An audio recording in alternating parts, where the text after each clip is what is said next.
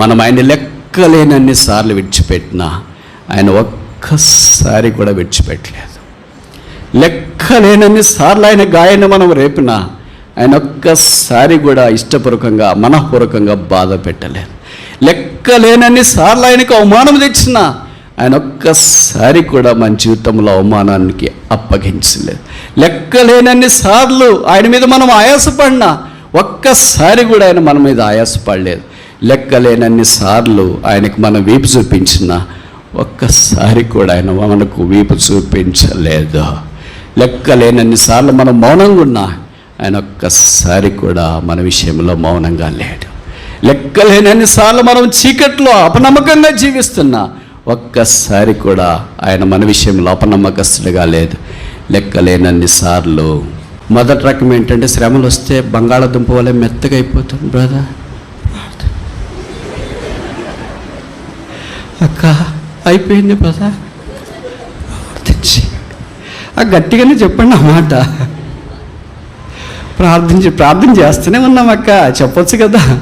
ఇంకేం బ్రదర్, అంతా అయిపోయింది, ప్రార్థన ప్రభు పిలిస్తే అప్పుడే. అనేక సందర్భాల్లో మనకు శ్రమలు వచ్చినప్పుడు భయపడిపోతాం, బెంబెలెత్తిపోతాం. అన్నీ నాకే వచ్చేయంటి, మిగతా వాళ్ళు బాగున్నారే, నేనే ఈ శ్రమలు భరించలేకపోతున్నాను, ఇవన్నీ నా మీదకి ఏక తాటి మీద దాడి చేస్తున్నాయి ఏంటి, ఏకరాశిగా నా మీదకి వచ్చి నిలబడిపోయాయి ఏంటి.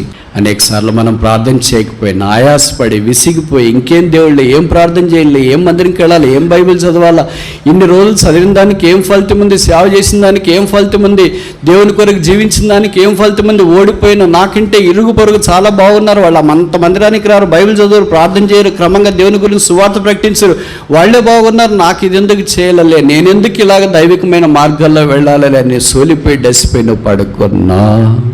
ఒంటరిగా పరుగులు తీస్తున్నావా, ఏకాకయ్యావా, తల్లిదండ్రులు దూరం అయిపోయారా, తోబుట్టోళ్ళు తరిమి వేసారా, స్నేహితులు దూరం అయిపోయారా, నీకు పరిచయస్తులు అందరూ గాలికి ఎగిరిపోయినట్లు కెరటాల వల్లే ఎగిరిపోయారా, ఏకాకిగా మిగిలిపోయావా. చీకటి కదా, అలమటిస్తుంది కదా, అరణ్యం కదా, ఆయన పలకరించేవారు లేరు కదా, భవిష్యత్తు అంతా అంధకారంగా ఉంది కదా, ఏం చేయాలో దిక్కుదోచదు కదా, ఇదే ఆఖరి అనుకుంటున్నావు కదా.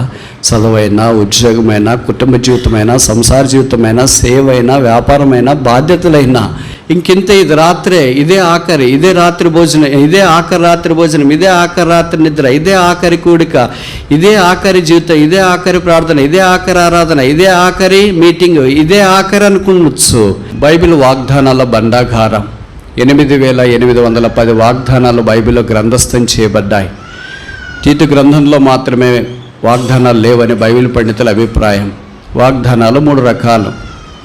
మొదటిది దేవుడు మానవునితో చేసిన వాగ్దానాలు, రెండవది మానవుడు దేవునితో చేసిన వాగ్దానాలు, మూడవది మీ ఇద్దరే ఉన్నారని మధ్యలో పానకలో పొడక మాదిరి ఒకళ్ళు వచ్చినారు, ఆయనే సాతాను మానవునితో చేసిన వాగ్దానాలు బైబిల్లో 9 ఉన్నాయి.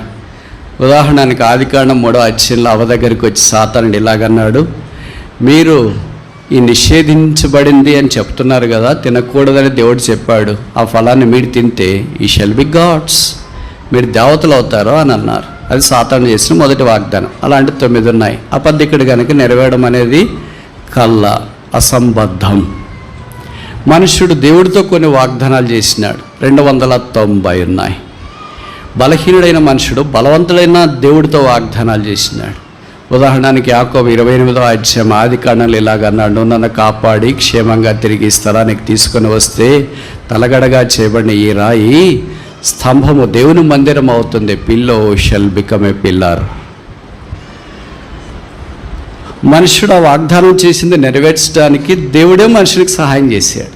దేవుడు యాకోబును క్షేమంగా తీసుకొని వచ్చినాడు. అందుకే 35వ అధ్యాయం ఆదికాండంలో బేతేలు నిర్మించబడ్డాం, ఎల్బెతేలుగా మార్చబడిన సంగతి వాక్యంలో మనకు పరిచయం. అలాంటి బైబిల్లో 290 ఉన్నాయి. 290 బలహీనుడైన మానవుడు బలవంతుడైన దేవుని వాగ్దానాలు నెరవేర్చడానికి సహాయం చేశాడు. అందుకే యాకోబుని గురించి బైబిల్లో చెప్పబడిన మాట ఏంటంటే, యాకోబు బలిష్ఠుడైన దేవుడు, the mighty God of Jacob. బలహీనమైన వాడిని ఎలాగో దేవుడు బలిష్ఠుడిగా మార్చగలడు. అదే వాగ్దానాల యొక్క శక్తి. ఈ పని బహు గొప్పది, దానికి వాగ్దానాలు ఉండాలి కదా. వాగ్దానం లేకుండా సాధారణంగా మనం ముందుకు పోతే నిరుత్సాహ పరిస్థితులు కృంగదలు వచ్చినప్పుడు వెనకం చేసే అవకాశం ఉంది కదా. అందుకే దేవుని వాగ్దానం మనం ముందుకెళ్ళటానికి ధీరోదాత్తమైన అంశం అన్న సంగతి క్రైస్తవ లోకానికి సుపరిచితం. అలాంటి వాగ్దానాల్లో ఒకటిది, నేను నిన్ను ఏమాత్రమును విడువను, ముగించు వరకు, మధ్యలో కాదు, ఆరంభంలో కాదు. క్రైస్తవుని యొక్క శుభప్రదమైన లక్షణం ఏంటంటే దేవుడు ఆరంభిస్తాడు, దేవుడు ముగిస్తాడు. ఆ దేవునితో కలిసి మనము కొనసాగడం మాత్రమే. ఆరంభించేవాడు ఆయన, కర్త, కర్మ, క్రియ. ఆ వాగ్దానాల యొక్క పరంపరలో మనము ఉండాలనే దేవుని యొక్క అభిలాష. ఈ మాట బైబిల్ ఎన్నిసార్లు రాయబడింది తెలుసా? పాత నిబంధనలు ఎన్నిసార్లు రాయబడింది, కొత్త నిబంధనలు ఎన్నిసార్లు రాయబడింది, మొదటి ఎన్నిసార్లు రాయబడింది. మీరు అనుమతిస్తే ఆ విషయాలు పరిగేరుకోవటానికి మనం ప్రయత్నం చేస్తాం. నాకు తెలిసి ఈ మాట బైబిల్లో 5 సార్లు రాశారు, పాత నిబంధనలో 4 సార్లు రాశారు, కొత్త నిబంధనలో ఒకే ఒకసారి రాశారు. ఈ 5 సార్లు రిపీటెడ్గా అదే పదం రాయట్లో ఉన్న ఔన్నత్యం ఏంటి? అదే ఈ సందేశం యొక్క సారాంశం. ఒక్కొక్క సందర్భంలో, ఒక్కొక్క విధానంలో దేవుడి వాగ్దానాన్ని వాడిన తీరు, పదప్రయోగం, మనుషుల మధ్యలో దేవుడు నెరవేర్చిన విధానం శ్లాఘనీయమైన సంగతి. మొదటి వాగ్దానం మనకు ఆదికాండం 28వ అధ్యాయం యాకోబు విషయంలో కనిపిస్తుంది. జెనసిస్ చాప్టర్ 28, ఆదికాండం 28వ అధ్యాయం.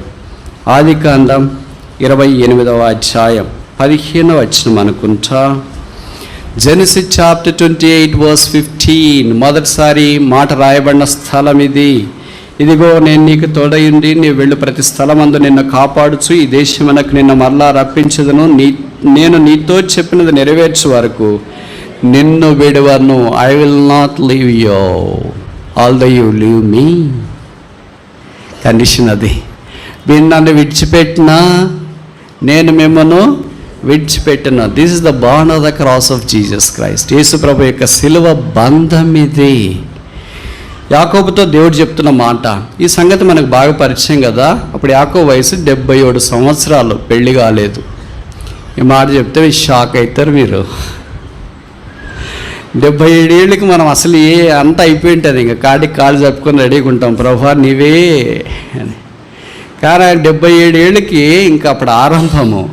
బెర్షెబా నుండి హారాన్ వైపు పరుగులు తీస్తున్నాడు. బహుశా 1000 కిలోమీటర్ పైబడి ఉండొచ్చు.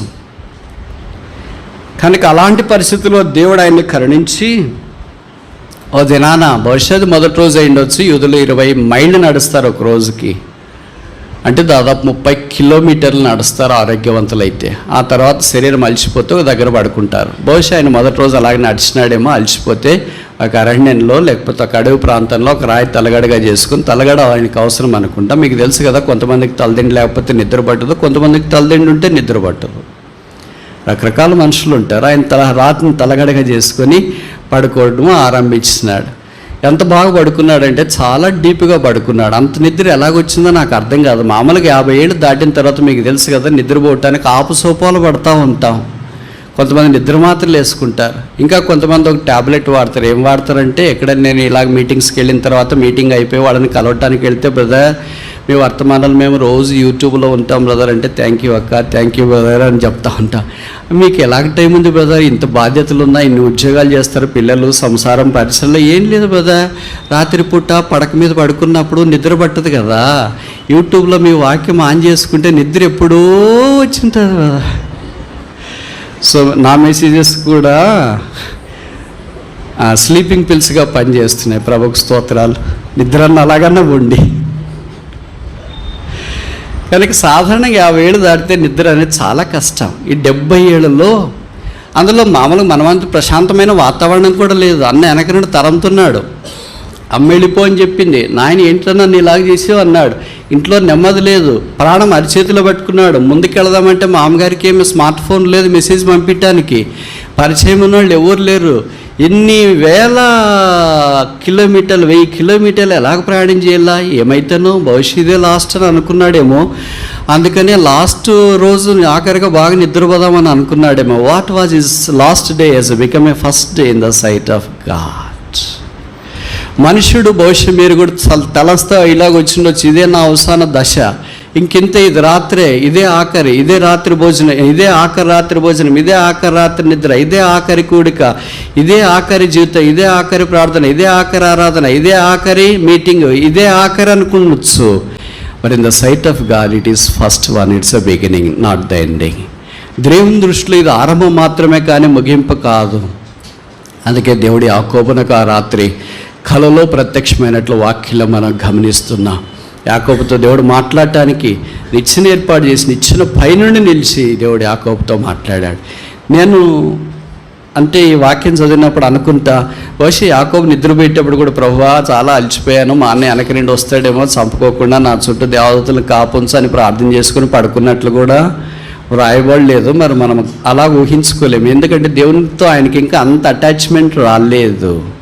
కానీ దేవుడు ఆయన దర్శించడానికి ఇష్టపడ్డాడు. ఒంటరిగా పరుగులు తీస్తున్నావా? ఏకాకయ్యావా? తల్లిదండ్రులు దూరం అయిపోయారా? తోబుట్టోళ్ళు తరిమి వేసారా? స్నేహితులు దూరం అయిపోయారా? నీకు పరిచయస్తులు అందరూ గాలికి ఎగిరిపోయినట్లు కెరటాల వల్లే ఎగిరిపోయారా? ఏకాకిగా మిగిలిపోయావా? చీకటి కదా, అలమటిస్తుంది కదా, అరణ్యం కదా, ఆయన పలకరించేవారు లేరు కదా, భవిష్యత్తు అంతా అంధకారంగా ఉంది కదా, ఏం చేయాలో దిక్కుదోచదు కదా, ఇదే ఆఖరి అనుకుంటున్నావు కదా. చదువైనా, ఉద్యోగమైనా, కుటుంబ జీవితమైనా, సంసార జీవితమైనా, సేవైనా, వ్యాపారమైనా, బాధ్యతలైనా బహుశా యాకోబు వలె చీకట్లో ఉంటే నీతి సూర్యుడు ఉదయించకుండా మానాడు. అలాగే చీకట్లో ఉన్న మానవ జాతి అంతటినీ నీతి సూర్యుడు వదిలేసింటే, యేసుప్రభు వదిలేసింటే, ఇది నేను ఇక్కడ ఉండను. మీలో చాలామంది ఇక్కడ ఉండరు అనుకుంటా. అనేకసార్లు మనం ప్రార్థన చేయకపోయినా ఆయాసపడి విసిగిపోయి ఇంకేం దేవుళ్ళు, ఏం ప్రార్థన చేయాలి, ఏం మందిరంకి వెళ్ళాలి, ఏం బైబిల్ చదవాలా, ఇన్ని రోజులు చదివిన దానికి ఏం ఫలితం ఉంది, సేవ చేసిన దానికి ఏం ఫలితం ఉంది, దేవుని కొరకు జీవించిన దానికి ఏం ఫలితం ఉంది, ఓడిపోయిన నాకంటే ఇరుగు పొరుగు చాలా బాగున్నారు, వాళ్ళు అంత మందిరానికి రారు, బైబిల్ చదవరు, ప్రార్థన చేయరు, క్రమంగా దేవుని గురించి సువార్త ప్రకటించరు, వాళ్ళే బాగున్నారు, నాకు ఇది ఎందుకు చేయాలలే, నేనెందుకు ఇలాగ దైవికమైన మార్గాల్లో వెళ్ళాలి అని సోలిపోయి డసిపోయి నువ్వు పడుకున్నా, నీతో పాటు వచ్చేవాడే యేసుక్రీస్తు ప్రభువు. ఆయన ఖచ్చితంగా చెప్తున్నాడు, నేను నిన్ను విడవను. నీ భర్త విడిచినా, నీ భార్య విడిచినా, నీ తోబుట్టువులు విడిచినా, నీ కన్న పిల్లలు విడిచినా, 9 నెలలు కడుపులో మోసి బయటికి తీసుకొని వచ్చి నాభీసూత్రము కత్తిరించిన నీ పిల్లలు నిన్ను విడిచినా, సిలువలో నీ కొరకై వ్యసనాక్రాంతుడిగా వ్యాధిని అనుభవించిన వాడిగా వేలాడదీయబడిన యేసు విడివాడు. ఇది యాత్ర, ఇది ఆరంభం మాత్రమే. యాకోబుని నన్ను విడిచిపెట్టినారా, ఇంకా నా జీవితం ఇంత ఇలాగైపోయింది. మీరు ఊహించుకోగలరా? సమస్త మనుషులని సేడదీసి వదిలేస్తే ఒకే ఒకడు బేతేల్ అనే స్థలంలో రాత్రి పడుకొని ఉంటే, do you believe that this single man who was left by all the people and become a insignificant person will become a nation? ఏకాకిగా ఒక అరణ్యములో రాత్రిపూట బేతేల్లో నిద్రపోతూ తలగడగా చేసుకున్న రాయిని ఆధారం చేసుకున్న ఒక మనుషుడు ఒక రాజ్యం అవుతాడని మీరు ఊహిస్తారా? For a man it is double impossible, for a god it is double impossible. అదే ఇప్పుడు ఇశ్రాయేల్ దేశం మనకు తెలుసు. ఆ దినాన దేవుడు యాకోబుని విడిచిపెట్టింటే ఈ దినాన దేశం కొని కోల్పోయిండేదేమో. అలాగే మన జీవితాలు కూడా యాకోబు కంటే గొప్పవారమేం కాదు, కానీ యాకోబు దేవుడు ఎవరికి ఆశ్రయము దుర్గమై ఉన్నాడు. ఎవడు యాకోబు దేవుని మీద ఆనుకొననో మనసు పెట్టుకొననో వాడు ధన్యుడని బైబిల్లో రాయబడింది. ఎందుకంటే ఆయన విడవను ఎడబాయని దేవుడు. ఎన్నిసార్లు ఆయన విడిచిపోయామో, చీకటి వచ్చిందని, ఇతరులు నన్ను విడిచిపెట్టారని, పరిస్థితులు మారిపోయాయని, జీవితం నాది ఇంతే అని నీవు అనుకుంటున్నావా? ఇదే ఆఖరి, అంతం కాదు, ఇది ఆరంభం మాత్రమే. నేను ఈ మాటలు చెప్తున్నా మీరు అనొచ్చు, ఆరంభమే ఇన్ని కష్టాలైతే, ఆరంభమే చీకటి అయితే, ఆరంభమే ఏకాకైతే, ఆరంభమే తల్లిదండ్రుల ద్వారా విడిచిపెట్టబడితే అంతమేంటి? యాకోబు యొక్క అంతం నాకంటే మీకు బాగా తెలుసు. He had a royal funeral. ఆదికాండం 50వ అధ్యాయంలో ప్రధానమంత్రి వచ్చి ఆయన మీద పడి ఏడ్చాడు, కన్నీటితో ఆయన అభిషేకించినాడు. తలగడగా రాయి పెట్టుకోవటానికి కూడా రాయి దొరకని ఒక యాకోబు ప్రధానమంత్రి ద్వారా భూస్థాపన కార్యక్రమం. ఎలాగంటే డాక్టర్లు వచ్చి ఆయనకు మొట్టమొదట ఎంబాంబింగ్ చేసినట్లు వాక్యంలో మనం చూస్తున్నాం. ఒక పరుగులు తీసే వ్యక్తి దగ్గరికి డాక్టర్ల టీమా? ఒక పరుగులు తీసిన వ్యక్తి కుమారుడు ఒక ప్రైమ్ మినిస్టరా? ఒక పరుగులు తీసుకునే మనిషి దగ్గరికి వచ్చి కొన్ని లెక్కింపు సఖ్యము కానీ సైన్యం ఒక భూస్థాపనక. ఆదికాండం 28వ అధ్యాయమే భూస్థాపన అనుకున్నాడు ఆయన. కాదు, 50వ అధ్యాయము. There is a long way to travel. ప్రయాణం చేసేది ఇంకా చాలా ఉంది. ఆ తర్వాత ముందుకెళ్ళటానికి మనం ప్రయత్నం చేయక మునుపు యాకోబు 70 ఏళ్ళప్పుడు అలాగే వెళ్ళాడా? సరే, దేవుడు ఆయనతో మాట్లాడాడు. మామగారి దగ్గరికి వెళ్ళాడు. 20 ఏళ్ళు అక్కడ పనిచేసినాడు. అప్పుడు 97 ఏళ్ళ వయసు. అప్పుడు పిల్లలు అంతా family all settled in 20 long years. ఇప్పుడు 97 ఏళ్ళ తర్వాత దేవుడి దగ్గరికి తిరిగి వచ్చినాడు. ఆదికాండం 32వ అధ్యాయం. దేవుడు ఆయన దర్శించినాడు. ఎబ్బోకు రేవు దగ్గర బైబిల్లో రాయబడిన జాకబ్ వాజ్ లెఫ్ట్ అలోన్. వెళ్ళేటప్పుడు ఒంటరిగా వెళ్ళాడు, వచ్చేటప్పుడు కూడా ఒంటరిగానే విడిచిపెట్టబడ్డాడు. ఈ వాజ్ నాట్ అలోన్ బట్ ఈ వాజ్ లెఫ్ట్ అలోన్. ఈ మాట మీరు గుర్తుపెట్టుకోవాలి. ఈ వాజ్ నాట్ అలోన్ అంటే ఒక్కడిగా ఉన్నాడని కాదు అర్థం. He was left alone. Left alone అంటే others have departed from him.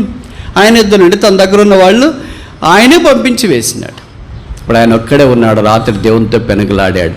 28వ అధ్యాయంలో ప్రత్యక్షమైన దేవుడు 32వ అధ్యాయంలో ఆయనకు ప్రత్యక్షమయ్యాడు. అప్పుడు ఆయన వయసు 97 సంవత్సరాలు. నాకు తెలిసి ఆయన 147 సంవత్సరాలకు ప్రభు పరమపదించినాడు అన్న సంగతి తెలుసు.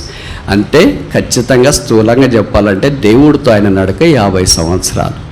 ఒక వ్యక్తి దేవుడితో 50 సంవత్సరాలు నడిస్తే ఇంత గంభీరమైన బైబిల్లో అంత సుస్థిరమైన స్థానం సంపాదించుకొని భూమి మీద ఒక రాజ్యాన్ని ఏర్పాటు చేస్తే మనం రక్షణ పొంది 10 ఏళ్ళు, 20 ఏళ్ళు, 30 ఏళ్ళు, 40 ఏళ్ళు, 50 ఏళ్ళు కూడా అయిపోయిన వాళ్ళు కొంతమంది ఉన్నాం కదా. మరి ఏంటి అలకలేదు, బెలుకులేదు?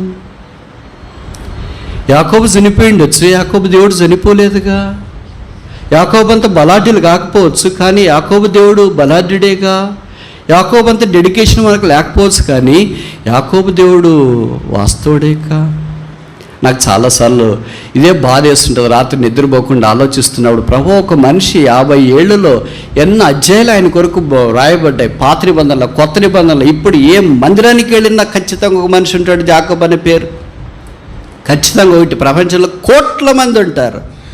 One man walked with God for 50 years and became multiplied person. ఇది సాధ్యమా? సాధ్యమని బైబిల్ చెప్తుంది. మరి మన జీవితంలో సాధ్యం కావట్లేదు ఏంటి? 50 ఏళ్ళు ఎంత నడిస్తే ఇంత ప్రభావితం చూపిస్తే మనం సగం వేసుకుందాం. 25 ఏళ్ళు నడిచినాం అనుకో, దీంట్లో సగమని ఉండాలి కదా, సగం వద్దులే. పావని ఉండాలి కదా, పావు వద్దులే. 1% అని ఉండాలి కదా, 1% వద్దులే. పాయింట్ పీపీటీ అన్న ఉండాలి కదా, పీపీటీ కూడా వద్దులే, పీపీఎం అన్న ఉండాలి కదా. ఏది లేకుండా ఎలాగుంటున్నాం ఇంత నిశ్చేష్టలముగా? Is God dead? యాకోబు దేవుడు చనిపోయాడా? యాకోబును మాత్రమే వాడుకొని వదిలేసాడా? No, is alive today. ఇంకా ఇది నన్ను సజీవుడై ఉన్నాడు. ఆయన అన్నాడు కదా, lo I was dead but yet I'm alive. నేను మృతుడినైతిని కానీ యుగాయుగములు సజీవుడినై ఉన్నాను. ఆ యేసు యొక్క జీవితం మనిషి జీవితాన్ని మార్చివేస్తుంది. ఆయన టచ్ యాకోబును 28వ అధ్యాయం ఆదికాండంలో ఆయన టచ్ చేసినాడు. 32వ అధ్యాయంలో ఆయన టచ్ చేసినాడు. ఆయన అనేకులకు ఆశీర్వాదముగా మార్చబడ్డాడు. రాజులు ఆయన గర్భములో నుండి వచ్చారు. This is astronomical blessing. We can never measure this blessing. ఈ ఆశీర్వాదము అసలు కొలవటానికి ఏ సాధనాలు లేవు. మన సంగతి ఏంటి మరి? అదే నేను భౌతికమైన ఆశీర్వాదాల గురించి మాట్లాడట్లేదు, ఆత్మీయమైన ఆశీర్వాదాల గురించి మాట్లాడుతాను. ఇంకా రక్షణ పొందకపోతే బహుశా అలాగే ఉంటే అది యేసునందు విశ్వాసం ఉంచుము, రక్షణ పొందాం, పాపక్షమాపణ, మారు మనసు పొందాం. Know yourself first. There is no meaning in knowing the lives of others if you do not know the life of yourself. నీ జీవితాన్ని నువ్వు వెరగకుండా మిగతా ప్రపంచం యొక్క ప్రజలందరి జీవితాలు నీకు తెలిస్తే నీకేం లాభం లేదు. You have information but no illumination. What fun you have if only you have information of all the people but no illumination of the Holy Spirit. మందిరంలోని విశ్వాసులందరి యొక్క ఇన్ఫర్మేషన్ నీ అరచేతిలో పెట్టుకుంటే నీకేం ఉపయోగము? పరిశుద్ధాత్మ దేవుని యొక్క ఇల్యూమినేషన్, ప్రకాశం హృదయంలో లేకుండా ఉంటే ఇవన్నీ ఓ దినాన్ని మాడపడుకున్నప్పుడు అక్కడికి రాదు. నరులారా రండి అని ప్రభు యొద్ద నుండి పిలిపి వచ్చినప్పుడు ఈ లోకాన్ని విడిచిపెట్టి వెళ్ళేటప్పుడు ప్రభు ఇన్ఫర్మేషన్తో వస్తున్నా. No need, stay back there. Leave all the information, come all alone, stand before me. ఒక్కడివే వచ్చి ఇక్కడ నిలబడు. కొంతమంది అంటారు నాకు దేవుని గురించి ఇంకా బాగా తెలియదు, అంత పూర్తి తెలుసుకున్న తర్వాత నేను దేవుడిని నమ్ముకుంటా. ఓ మనిషి, అసలు నీకు అర్థమవుతుందా దేవుడు అంటే? నువ్వు ఏదో బీటెక్ అది ఇది చదివేసినంత మాత్రం నువ్వు ఎంత చదివినట్లు ఫీల్ అయిపోతున్నావేంటి? దేవుని గురించి నువ్వు అంత తెలుసుకుంటావా? అసలు నిన్ను గురించి నీకేం తెలియదు. నువ్వు పైనుండి కిందాకి ఎంత ఎత్తున్నావో తెలుసా? ఎంతలా ఉన్నావో తెలుసా? ఎన్ని కణాలు ఉన్నాయో తెలుసా? ఎన్ని ఎముకలు ఉన్నాయో తెలుసా? ఎలాగ నీ శరీరం మెటబాలిక్ యాక్టివిటీ పనిచేస్తుందో తెలుసా? నీలో ఏమీ తెలియకుండానే, నిన్ను నువ్వే తెలియకుండానే ఇలాగ బతుకుతున్నావేంటి? ఉదాహరణకి డాక్టర్లు అనుకోండి, 7 ఏళ్ళు వాళ్ళు చదువుతారండి. పీజీకి వచ్చేటప్పటికి ఇంకా సూపర్ స్పెషాలిటీ ఇంకో 2 ఇయర్స్, మొత్తం 9 ఏళ్ళు 10 ఏళ్ళు చదువుతారు. మనకు బాగలేదని పోతే ఏం చేస్తారు? ఈ 5 అడుగుల మనుషుల్ని అన్ని స్కాన్లు అన్నీ చేసిన తర్వాత చివరికి వారు తేల్చేది ఏంటి? ఎవరైనా డాక్టర్లు ఉంటే ఏమనుకోవద్దండి, మీరంటే నాకు వల్లమాలిన అభిమానం. నా మీద ఒక నెగిటివ్ కామెంట్ ఏంటంటే, మీరు మనుషుని చాలా చిన్నగా చిత్రీకరిస్తారు బ్రదర్ అంటారు. ఇది నేను కాదు చిత్రీకరించేది. దేవుని గురించి చెప్పినప్పుడు మనిషి ఆటోమేటిక్గా చిన్నగా అయిపోతాడు. ఇప్పుడు ఇక్కడ గీటి గీసినాను, ఇది పెట్టినా ఇది చిన్నగా కనిపిస్తుంది, ఎందుకంటే అది పైన ఉంది కనుక. ఎవరు ఏంటి చిన్నది చేయలేదు, దీనికంటే పెద్దది పైన వచ్చింది. అలాగే మనం ఇంతే ఉన్నాము. దేవుని గురించి పెద్దగా వచ్చేటప్పుడు మనం ఏం కనిపిస్తాం? ఆటోమేటిక్గా we become molecules and atoms. మనం అణువులు పరమాణువులుగా కనిపిస్తున్నాం.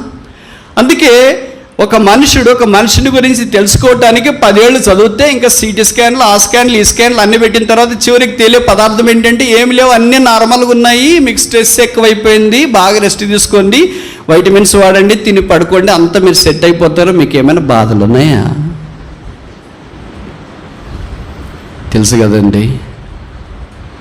ఒక డాక్టర్ 10 ఏళ్ళు చదివితేనే నువ్వు ఎక్కడున్నావు ఏం కథ నేను తెలుసుకోలేకపోతుంటే, నువ్వు 4 ఏళ్ళు బీటెక్ చదివి 2 ఏళ్ళు పీజీ చేసి నువ్వు తెలుసుకోవట్లేదే. ఆకాశ మహాకాశాల పట్టజాలని దేవుడు భూమిని ఆకాశాన్ని సింహాసనం చేసుకొని భూమిని పాదపీఠంగా చేసుకొని సమస్తమును మహత్తగల మాడి చేత నిర్వహిస్తున్న దేవుడు 6000 సంవత్సరాల మానవ జగత్తులో సకల సృష్టిని తన చేతిలో ఉంచుకొని నిర్వర్తిస్తున్న దేవుని గురించి జానడ మనుషుడు, 5 అడుగుల మనుషుడు, ఇంత పిడికడంత మైండ్ కలిగిన వాడు గుర్తించుకోవడం, తెలుసుకోవడం, గ్రహించడం, ఎరగడం సాధ్యమంటావా? మరి నేను దేవుని గురించి తెలుసుకోకపోతే దేవుని గురించి ఎలాగ నమ్మాలండి? అరాకొర ఆయన గురించిన సంగతులు మనకు తెలియపరచబడ్డాయి. మనం ఆయన గురించి విన్నది చాలా మెల్లని, మధురమైన, మృదువైన స్వరం. అది ఆయన సిలువ. క్రైస్తవ్యం అంటే it's not to explain but to experience. Christianity is not to explain but to experience. క్రైస్తవం అంటే వివరించేది కాదు, అనుభవించేది. అదే యేసు యొక్క సిలువ యందు విశ్వాసం ఉంచి పాపక్షమాపణ పొంది మారు మనసు పొంది ఆధ్యాత్మికమైన జీవితంలోనికి రావాలని ప్రభువు నిన్ను కోరుతున్నాడు. ఆ యేసు నీకొద్దా? ఆ రక్షకుడు వద్దా? ఇంకెంతకాలం వాయిదా వేస్తావు? ఎంతకాలం మనుషులు చూస్తూనే ఉంటావు? ఎంతకాలం వాళ్ళు బాగలేరు, వీళ్ళు బాగలేరు, ఇటు బాగలేరు, అటు బాగలేరు, ఎంతకాలం ఇలాగుంటా? How long you will be like this? ఓ దినాన్ని మాడప్పో పిలిపి వచ్చిందనుకో, ఇప్పటిదాకా బాగా నిటారుగున్నవాడు, డ్రెస్ వేసుకున్నావు, పర్ఫ్యూమ్ కొట్టుకున్నావు, తర్వాత ఏంటి తల వెంట్రుకలుగా రంగు పూసుకున్నావు, పైనుండి కింద దాకా రంగే రంగు, పిలుపు వచ్చింది. ఒక్కసారి నిలబడ్డ మనిషిని అడ్డంగా పడుకోబెడతారు. అప్పటిదాకా పేరు పెట్టి పిలిచినారు, బ్రదర్ బ్రదర్, సిస్టర్ సిస్టర్ అన్నారు. ఇప్పుడు పేరు మారిపోతుంది, బ్రదర్ బాడీ ఎక్కడ పెట్టారండి? బ్రదర్ ఏమయ్యాడు? బాడీ అయినారు. సిస్టర్ ఏమైంది? బాడీ అయిపోయింది. ఇప్పుడు మరి బ్రదర్ అంటే బ్రదర్ ఎక్కడున్నాడండి అనొచ్చుగా, అనవేంటి మరి? సిస్టర్ ఎక్కడున్నారండి అనొచ్చుగా, అనవేంటి మరి? పేరు మార్చేసావు. ఇప్పుడు నీ రూపమంతా మారిపోయింది, రంగు మారిపోయింది. నాసికారంధ్రంలోనికి కాటన్ దూది పెడుతున్నారు, చెవుల్లోకి దూది పెడుతున్నారు, 2 బొట్టన వేళక తాడుతో కట్టేస్తున్నారు, 2 కాళ్ళు బొట్టన వేళ తాడుతో కట్టేస్తున్నారు. నువ్వు ఇంక కదలటానికి లేదు, నువ్వు ఈ పెట్టెకు మాత్రమే పరిమితము.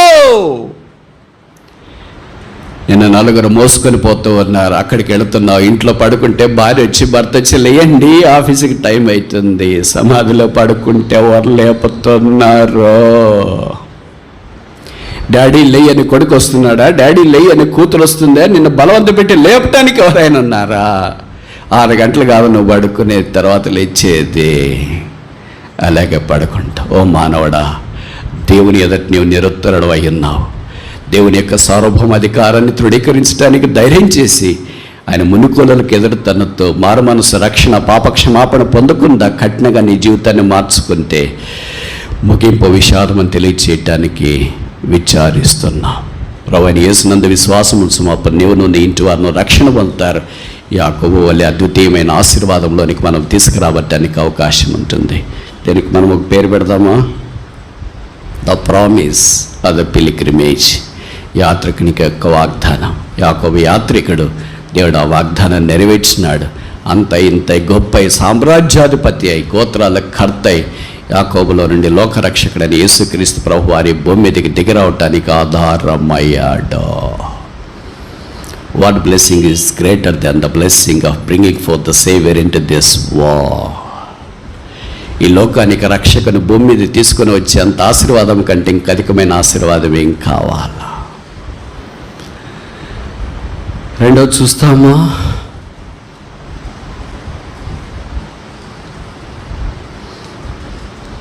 సరే 3-4 చూసి ముగిస్తాం. యెహోషువ మొదటి అధ్యాయం. జాషువా చాప్టర్ 1. యెహోషువ మొదటి అధ్యాయము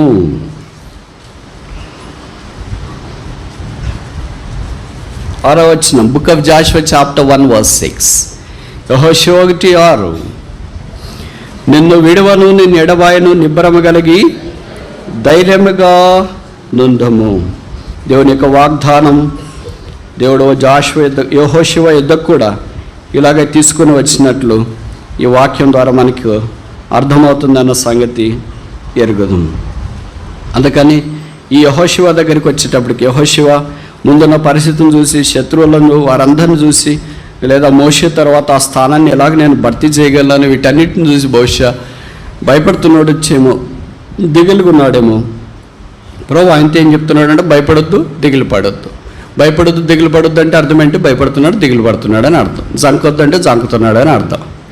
ఇది సాధారణంగా మనం బైబిల్ అర్థం చేసుకునేటప్పుడు వాడుకునే పర్యాయ పదాలు.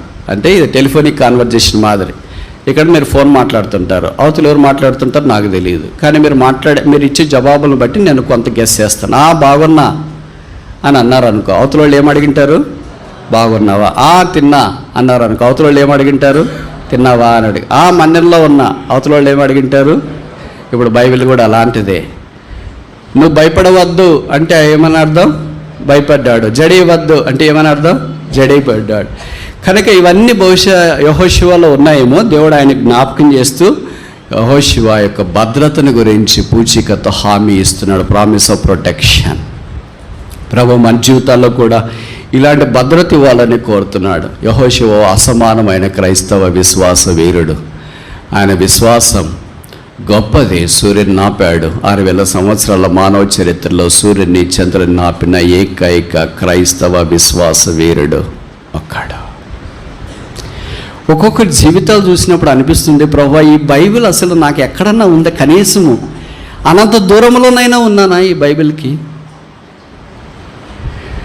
మనం చూస్తే ఎక్కడ పడిపోయి పాడైపోయి భ్రష్టు పట్టిపోయి ఏం లేకుండా ఆదివారం వచ్చి ఆరాధన చేసి బలలో పాల్పొంది, ఏదో కానికి ఇచ్చేసి భోజనం ఆఫీస్లో పాల్పొంది, రిక్షా ఎక్కి, ఆటో ఎక్కి, షేర్ ఆటో ఎక్కి, బండి ఎక్కి ఇంటికి పోతున్నాం. ఆ తర్వాత అంతే.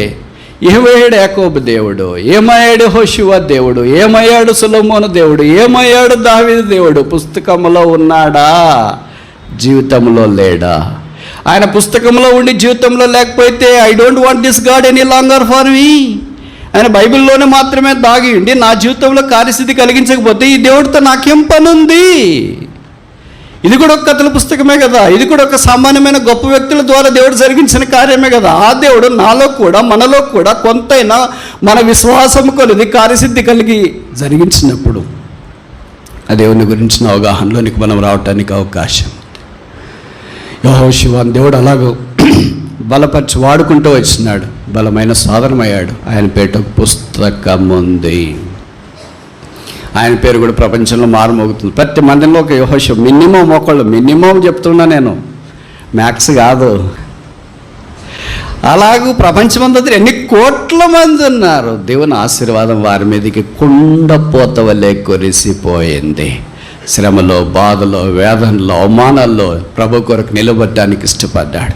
అనేక సందర్భాల్లో మనకు శ్రమలు వచ్చినప్పుడు భయపడిపోతాం, బెంబెలెత్తిపోతాం. అన్నీ నాకే వచ్చేయంటి, మిగతా వాళ్ళు బాగున్నారే, నేనే ఈ శ్రమలు భరించలేకపోతున్నాను, ఇవన్నీ నా మీదకి ఏక తాటి మీద దాడి చేస్తున్నాయి ఏంటి, ఏక రాశిగా నా మీదకి వచ్చి నిలబడిపోయాయి ఏంటి అని మనం అనుకున్నాం. శ్రమలు మన జీవితాన్ని ఆధ్యాత్మిక వలయంలోనికి తీసుకుని వెళ్ళాలని దేవుని యొక్క ఉద్దేశం. చూడండి, ఒక చిన్న ప్రయోగం మనం చేయడానికి ప్రయత్నం చేస్తే, ఒక స్టీల్ గ్లాసో లేకపోతే గాజు గ్లాస్ తీసుకొని నీళ్ళు పోసాం, వేడి నీళ్ళు పోసాం అనుకోండి. ఒకటి దాంట్లో 30 దాకా పోసాం. మొదటి గ్లాసులో పొటాటో అంటే బంగాళాదుంప మీ భాషలో చెప్పాలంటే, రెండో గ్లాసులో కోడిగుడ్డు ఎగ్, మూడో గ్లాసులో కాఫీ గింజలు. ఈ 3 పోసినాం. వేడి నీళ్ళు యొక్క టెంపరేచర్ ఉష్ణోగ్రత సమానంగా ఉంది, 100 degrees ఉందనుకోండి. మూడిట్లో అంతే సమానంగా ఉంది, కానీ మెటీరియల్ మాత్రం వేరే. గ్లాసు ఒకటే, మీడియా ఒకటే, టెంపరేచరు ఒకటే, material is different, content is different. ఇప్పుడు 3 పదార్థాలు 3 రకాలుగా స్పందిస్తాయి వేడి నీటికి. మొదటిది బంగాళాదుంప. కొద్దిసేపు అయిపోయిన తర్వాత మనం తీస్తే ఎలాగుంటుంది? మెత్తగా ఉంటుంది, పూరీ కర్రీకి హైలైట్గా ఉంటుంది. రెండవది తీస్తే ఎగ్. అదంతా షెల్లో నుండి ఏమంటారు, గులకనా,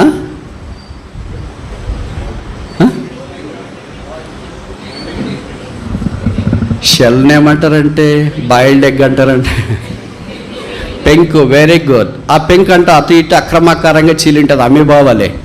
దాంట్లో ఉండే తెల్ల సోనం బయటికి ఉవ్వి అందవిహీనంగా కనిపిస్తుంది. మన పిల్లలకి ఇచ్చిన అదే ఎగ్ ఉంది, బాయిల్డ్ ఎగ్ తినంటే దాన్ని చూసిన తర్వాత నువ్వే తిను. ఇందులో బాయిల్డ్ ఎగ్ అంటే ఆ బాయిల్డ్ ఎగ్ అందుకే చెప్తున్నాను కదా, నువ్వే తిను అని.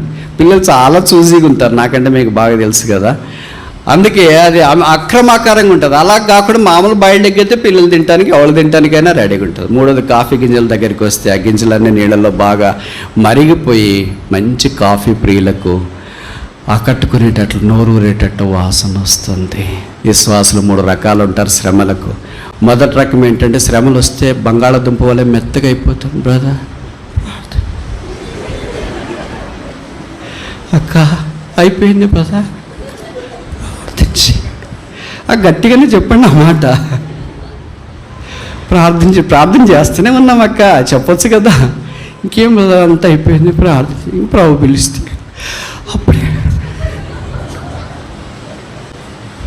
వాడు బంగాళాదుంప మాదిరి పూర్తిగా మెత్తగా అయిపోతారు. ఇంకా అంతా అయిపోయింది. శ్రమలో ఉంటే మనం బయటికి రాలేమని. సింహబోన్లో నుండి దానిలు బయటికి రాలేదా? వచ్చాడా? రాలేదా? చెరసాల్లో నుండి యోసేపు బయటికి రాలేదా? సంఖ్యలలో నుండి పేతురు బయటికి రాలేదా? బైబిల్లో కథలు కదా ఇవి, మన జీవితాల్లో కాదు కదా. బైబిల్ దేవుడు మన జీవితంలో కూడా ఉన్నాడు. అందుకే బైబిల్లో చాలా వాక్యాలు రాశారు. దాంట్లో ఒకటి ఏంటంటే, అగ్ని గుండా నువ్వు వెళ్ళినా అది నిన్ను కాల్చు, నదులలో బడి వెళ్ళినను నీ మీద పొర్లిపార. వస్తాయి మరి, నదులు వస్తాయి, అగ్ని వస్తుంది, అన్నీ దాడి చేస్తుంటాయి. ఒకేసారి వస్తే అది అవిశ్వాసులకైతే అలాగ రావేమో. మనకు ఒకేసారి దాడి చేస్తాయి. ఒకటి దాని తర్వాత ఒకటి వస్తే భరిస్తాము, అట్లా రావు. శ్రమలు ఎప్పుడు సింగిల్గా రావు, గ్రూప్గా వస్తాయి. సింహం మాత్రమే సింగిల్గా వస్తుంది. శ్రమలకు భయం, సింగిల్గా పోవాలంటే సింహం దగ్గరికి. గ్రూపులుగా వస్తాయి. రోగాలు వచ్చిన గ్రూపులుగా వస్తాయి. ఆయనకి బాగుండదు, ఆవిడికి బాగుండదు, పిల్లలకు బాగుండదు, బంధువులకు పడి ఎవరో ఒకరు చూసుకునే వాళ్ళు ఉండాలి కదా. ఎవరు లేరు, అందరూ మంచం పట్టేసుకున్నారు.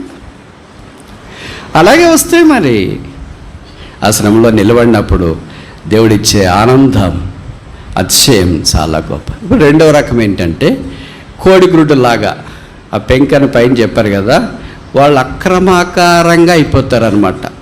ఏంటి బ్రదర్ సమస్యలు? ఏముంది, ఎవడో ఏమోనండి, మదనికి వెళ్తున్నా, ప్రార్థన చేస్తున్నా, వాక్యం చేస్తున్నా, కానీ అన్ని శ్రమలనే మాకే వచ్చేసాయి. మీరే తెచ్చుకున్నారంట కదా, మేము ఎందుకు తెచ్చుకుంటాం, దేవుడు అనుమతించినాడు మాకు. అబ్బో, ఎట్టు అమీబావాలి. అమీబాకు ఒక డెఫినెట్ ఫామ్ ఉండదు, మీకు తెలుసు కదా. Amoeba is a micro animal అంటే very primitive animal, rudimentary animal that has no definite preferred shape and form. అలాగే విశ్వాసులు కూడా అలాగ రకరకాలుగా ఎప్పుడు ఎలాగ ఉంటాడో తెలియదు. ఆదివారం ఒక రకంగా, సోమవారం ఒక రకంగా. అలాగే ఏమంటే శ్రమలండి ఎవరికి రాకూడదండి. చివరికి వాళ్ళు ఒక కంక్లూజన్ చెప్తారు, మా శత్రువులకు కూడా రాకూడదండి, మాకు వచ్చినా పర్వాలేదు. అది రెండవ రకం. మూడవ రకం ఏంటంటే, కాఫీ గింజల వల్లే యేసుక్రీస్తు ప్రభువు వల్లే పరిమళ వాసన వెదసలేవారు. యేసు తాను శ్రమ పొందు వారికి సహాయం చేయవాడై ఉన్నాడు. శ్రమ అంత ప్రాముఖ్యమా? ఆ శ్రమ అనేది ఒక పాఠశాల, ఒక university, but free education, but nobody wants enrolment. ఇంకోసారి చెప్పనా, శ్రమ అనే ఒక విశ్వవిద్యాలయము ఉచితంగా విద్యను అభ్యసిస్తుంది. దాని వైస్ ఛాన్సలర్ దేవుడు, దాని ప్రిన్సిపల్ యేసుక్రీస్తు ప్రభువు, టీచరు ప్రొఫెసరు పరిశుద్ధాత్మ దేవుడు. క్లాస్ పోయి చూస్తే ఖాళీగా ఉంది, బెంచుల్లోనంతా పిల్లలు లేరు. ఏమంటే బిలీవర్స్ వచ్చి చూస్తున్నారు బోర్డు, ఇది ఆడేం రాస్తున్నాడంటే స్కూల్ ఆఫ్ సఫరింగ్ అని పెట్టారు, క్లాస్ రూమ్ ఆఫ్ సఫరింగ్ అని. వచ్చిన వాళ్ళంతా ఇటు తొంగి చూస్తున్నారు వెళ్ళిపోతారు, తొంగి చూస్తున్నారు వెళ్ళిపోతారు. ఎవరన్నా ఉన్నారా అంటే ఒకే ఒకడు కూర్చొని ఉన్నాడంటే. ఎవరా అంటే యోబు. నువ్వు సింహం నిజంగా, ఒక్కడే సింగిల్గా కూర్చొని ఉన్నాడు.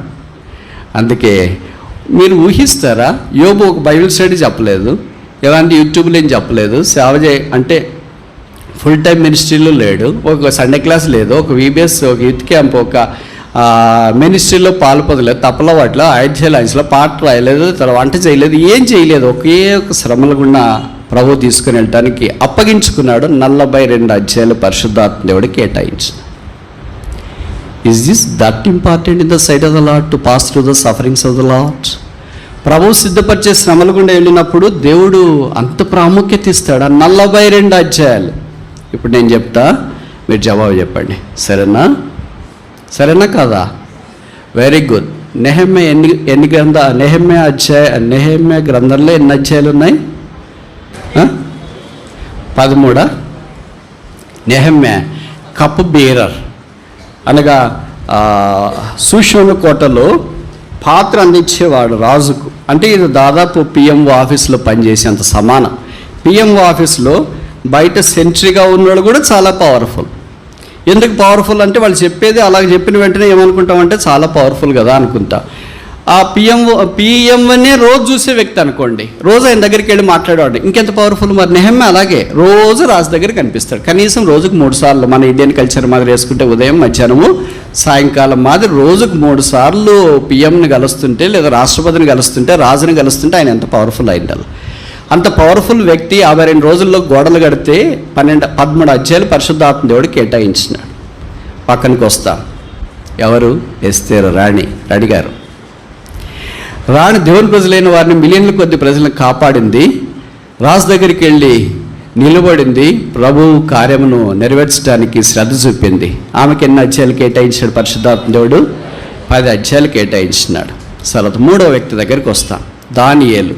ఆయన ప్రధానమంత్రి, 4 రాజుల పీరియడ్లో ఉన్నాడు. దాదాపు 80 సంవత్సరాలు ప్రభువును సేవించినాడు. ఆయనకి ఎన్ని అధ్యాయాలు కేటాయించినాడు? 12. ఇప్పుడు 3 కలపండి. క్యాలిక్యులేటర్ కావాలా?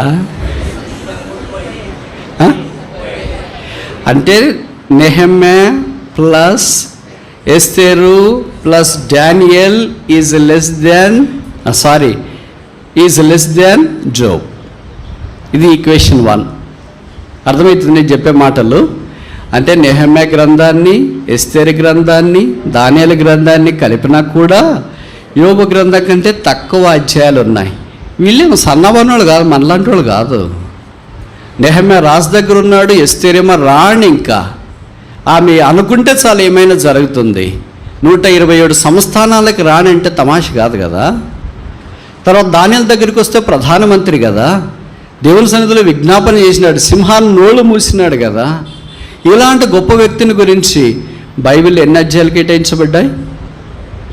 ఏంటి? 12. ఇప్పుడు మీరు 3 కలిసి ఎన్ని అధ్యాయాలు ఉన్నాయి? 35. ఇంకెన్ని తక్కువ వచ్చినాయి? సరే, ఇప్పుడు ఇవన్నీ మనం ఆలోచిస్తే దేవుని యొక్క దృష్టిలో ఒక వ్యక్తి శ్రమల గుండా యోబు వలె వెళ్ళినప్పుడు, నెహెమ్యాలాగో గొప్ప వ్యక్తి అయినా, ఎస్తేర్ లాంటి గొప్ప రాణైనా, దానియేలు లాంటి గొప్ప ప్రధానమంత్రి అయినా శ్రమ పొంది బయటకు వచ్చిన వ్యక్తిని దేవుడు ఎంత ఘనపరుస్తున్నాడని అర్థమవుతుంది. అందుకే 42:1-2లో అన్నాడు యోబు, యెహోవా నీవు సమస్త క్రియలు చేయగలవనియు, నీవు ఉద్దేశించింది ఏదియో నిష్ఫలము కానేరదని నేనిప్పుడు తెలుసుకొంటిని. దేవుడు వారందరినీ భద్రపరిచి కాపాడుతూ వచ్చినాడు. ఇప్పుడు మన సంగతి ఏంటి? ఆయన శ్రమ పొందకుండా ఉంటే ఇదే మనం ఇక్కడ ఉండేవారం కాదు. ఆయన సెలవిచ్చిన మాట, వెళ్ళిపోక మునుపు లోకంలో మీకు శ్రమ కలుగును, ఆయనను ధైర్యం తెచ్చుకుని నేను లోకాన్ని జయించున్నాను. కలిగే శ్రమలు, పోరాటాలు, ఇబ్బందులు వీటన్నిటి గుండా ప్రభు మనల్ని తీసుకుని వెళుతున్నా సువర్ణం వలె బయటికి తీసుకురావాలని ఆయన యొక్క ఉద్దేశం. సిలువను చూస్తూనే ఆయన శ్రమలతో పోల్చుకున్నప్పుడు మనం వినదగినవి కాదు. ఇంకొక మాటలో చెప్పాలంటే అసలు ఆయన శ్రమలు, మన శ్రమల గురించి మాట్లాడేటప్పుడు ఆయన శ్రమల గురించి మనం పేరెత్తడానికి కూడా లేదు. ఆయన ఆకాశమందు ఉన్నాడు, మనం భూమి మీద ఉన్నాం. ఆయన సిలువలో ఉన్నాడు, మన భూమి మీద ఉన్నాం. ఆయన వికారుడిగా మార్చబడ్డాడు, మనం సామాన్యులుగా ఉన్నాం. ఆయన స్వరూపము లేనివాడిగా చేయబడ్డాడు, మనం స్వరూపము కలిగి ఉన్నాం. ఆయన రిక్తుడిగా సిలువలో వేలాడదీయబడ్డాడు, మనం సమస్తాన్ని కలిగి ఉన్నాం. ఆయన ఏకాకిగా సిలువలో వేలాడదీయబడ్డాడు, మనం సమూహముగా ఈ శ్రమలకు మార్గం గుండా వెళుతూ ఉన్నాం. గొప్ప సాక్షి సమూహం మనకంటే ముందుగా వెళుతుండగా మనం వారిని చూస్తూ ఆ సిలువను గురిగా కలిగి ఉండి సిలువ రక్త ప్రవాహంలో కడుక్కొని శుద్ధీకరించబడిన వారమై ఈ మిక్కిలి గొప్ప పని కొరకై పూనుకోవాలని కోరబడుతున్నా. ఈ పని ముగించే వరకు నేను మిమ్మల్ని విడవాను. మరి విడిచిపెట్టింది ఎవరు? మనిషికున్న నైజం ఏంటంటే నిరారోపణ చేయట, అక్యూజేషన్. వాళ్ళు చెప్పక మునిపే మనమే మాట్లాడతాం. ఈ మధ్యలో ఎప్పుడు కనిపించట్లేదు ఏంటి మీరు? నువ్వు కనిపించట్లేదు, వాళ్ళు నిన్ను అడుగుతారని నువ్వే ముందు రివర్స్లో పెట్టేస్తావు కదా. Is it not true? It is true everywhere. ఏమిటి ఈ మధ్యలో ఫోన్ చేయడం మానేశారు అంటే మీరు మానేశారు కనుక వేరే వాళ్ళు మానేసినారు అని మనం ప్రతి దానికి మనం ఏం చేస్తామంటే నేరారోపణ. This is the characteristic of a Lucifer. Lucifer యొక్క లక్షణం అది తీసుకొని వచ్చిన. అందుకని ఇప్పుడు మనం దేవుడి దగ్గరికి వచ్చిన తర్వాత కూడా ఏమంటాం?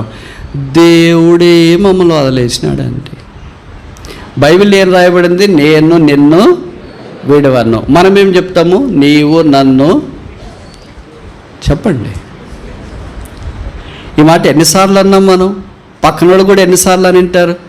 మన అంతరంగంలో ఎన్నిసార్లు అన్నాం? ఏమో దేవుడు మమ్మల్ని విడిచిపెట్టినాడేమో, అందుకే మా ప్రార్థనలకు జవాబు రాలేదు, మా విజ్ఞాపన చెవిని పెట్టబడట్లేదు, మా కన్నీరు తొడవబడట్లేదు, మా బాధలు తీరట్లేదు, మా వేదనలు అన్నీ ఇలాగే ఉంటున్నాయి ఏంటి?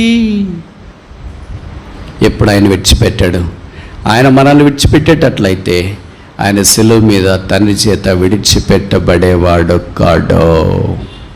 ఆయన శిలువలో కేకేశాడు, ఎలోయి ఎలోయి లామా సబక్తాని, నా దేవా నా దేవా నన్ను ఎందుకు విడిచితివి? ఆయన శిలువలో 7 మాటల్లో మొదటి మాట తండ్రి అని సంబోధించాడు, ఆఖరి మాట కూడా తండ్రి అని సంబోధించినాడు. ఈ ఒక్కసారే తన జీవితంలో నా దేవా అన్నది.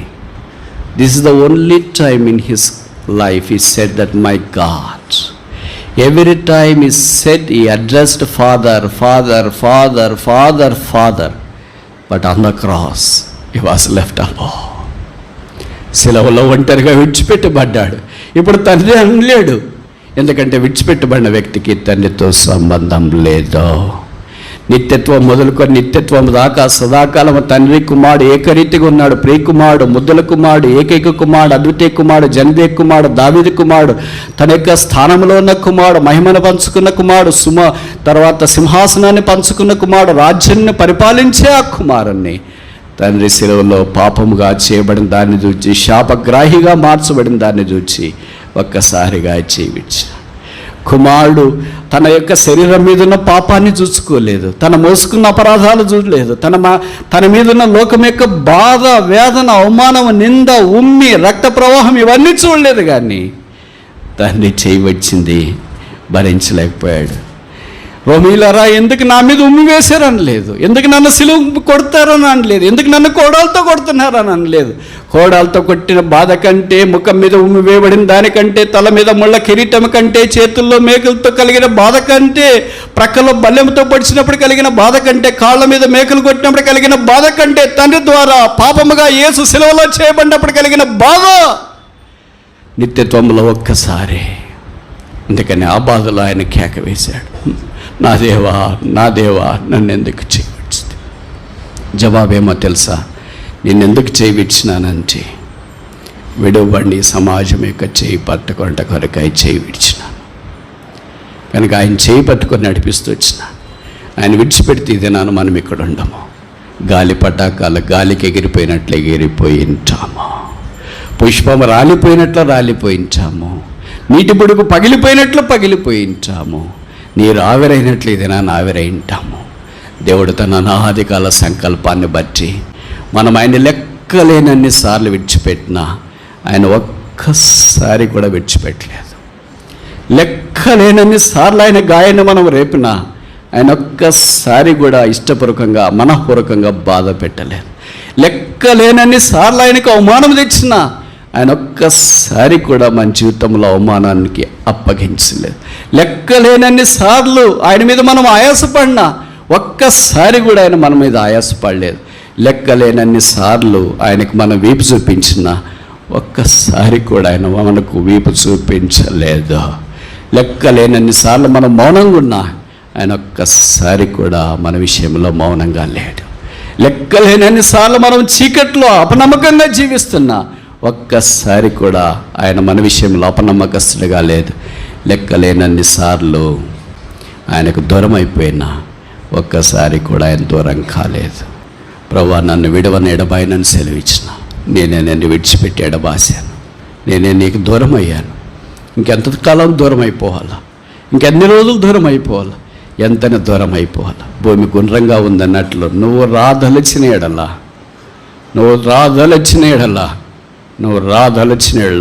నా దగ్గర రావాలను.